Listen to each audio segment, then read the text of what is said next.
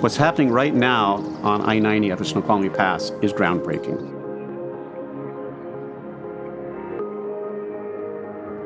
We couldn't let the animals stop the highway. We couldn't let the highway stop the animals.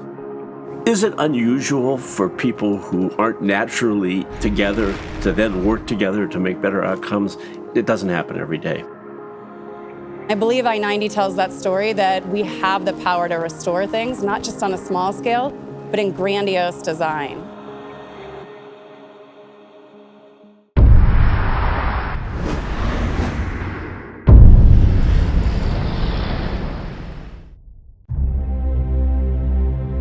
Wildlife in the Cascades are always on the move. If we prevent them from moving, we're blocking their ability to find food, to find places to live, to find new mates. I-90 is a major freight corridor for us as well as the United States. I-90 has a tremendous impact on wildlife moving throughout the Cascades because it's carrying 27,000 vehicles a day on 6 lanes bisecting the Cascades. The Department of Transportation was gearing up to totally rebuild and expand I-90. This roadway is over 50 years old.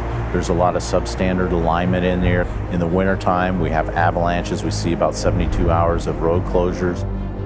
The number one thing that wildlife need to adapt to a changing climate is the ability to move on the landscape. They need options for how they're going to respond to these changing conditions.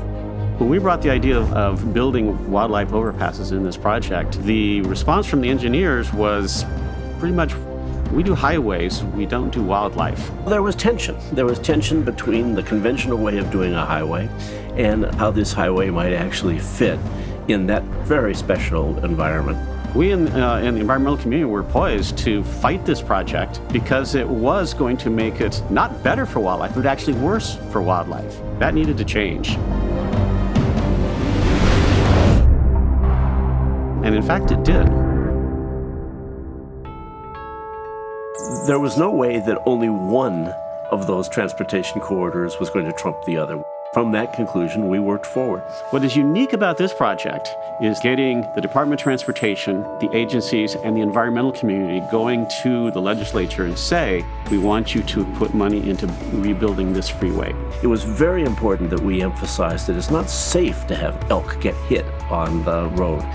That's not a problem just for the elk, that's for the people that die in the car crash. This is the only freeway project that we have ever gone to Olympia and supported. It's been a long road. Sometimes it's been a bumpy road, but in the end, I think we've got a great project that everyone's, when they stand back, is proud of. Well, we're already seeing wildlife use 3 of the underpasses that have been constructed on I-90, and what we expect to see over time is even more dynamic.